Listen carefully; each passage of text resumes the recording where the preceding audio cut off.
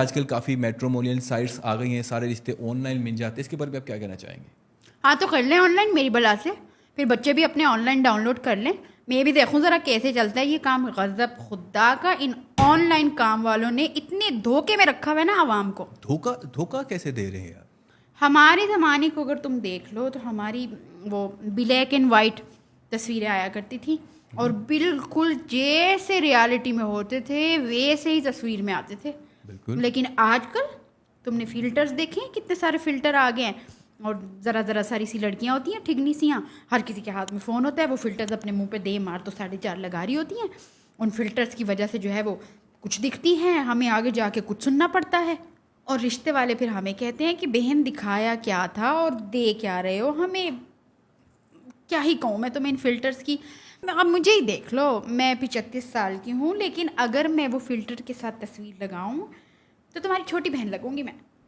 35? ये कैसा डिजिट है?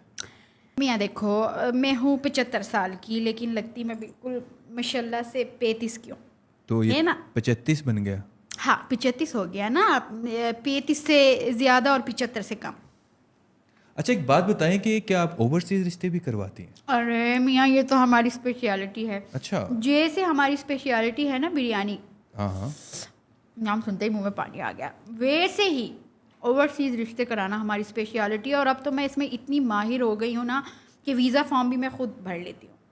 इसलिए मैं सोच रही हूँ कि वीज़ा कंसल्टेंसी का दफ्तर भी साथ ही खोल लूँ। तुम्हें काम पे ज़रूर रखूँगी मैं। एक बात बताइए कि मेरे लिए कोई रिश्ता है आपके पास? लाइक अगर मेरा रिश्ता करवाना हो तो आप। अब कुछ सवालों के जवाब देने होंगे तुम्हें। ठीक है, कर लेते हैं।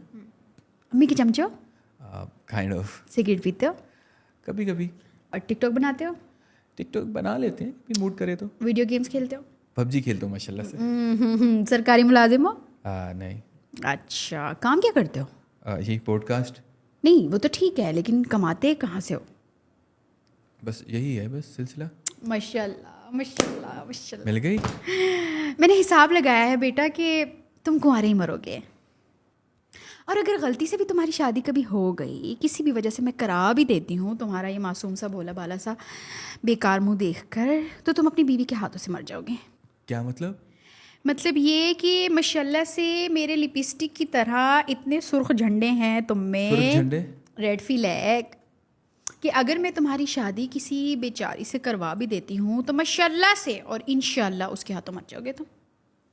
ऐसी क्यों बात कर रही हैं आप? इसलिए क्योंकि जैसे माशाल्लाह से तुम्हारी आदतें और तुम्हारे लक्षण हैं ना, तो शादी तो तुम्हारी हो जाएगी। क्योंकि एक बात तो तुम अपने पल्ले से बांध लियो, तलाक तो मैं तुम्हारे नहीं होने दूंगी। क्योंकि तुम्हारी वजह से मैं अपना माशाल्लाह से इतने सालों का रिकॉर्ड नहीं ख़राब कर सकती। आई तुम्हें समझ? तो नाज़रीन, ये था आज का पॉडकास्ट। एक उम्मीद करते हैं कि आपको पसंद आया होगा। असल में आज के इस पॉडकास्ट में मैसेज ये था कि निकाह एक इतना आसान तरीका हमें दिया गया है, लेकिन हमने उसको बहुत ज़्यादा मुश्किल बना दिया गया है। किसी शख्सियत की बेस पर, किसी की इंसानियत की बेस पर हम रिश्ता बनाने की बजाय मटेरियलिस्टिक चीज़ों की बेस पर रिश्ते बनाते हैं। और इस बुनियाद पर जो रिश्ता बनता है वो कैसे चल रहे हैं हम अपनी सोसाइटी में आसपास देख सकते हैं।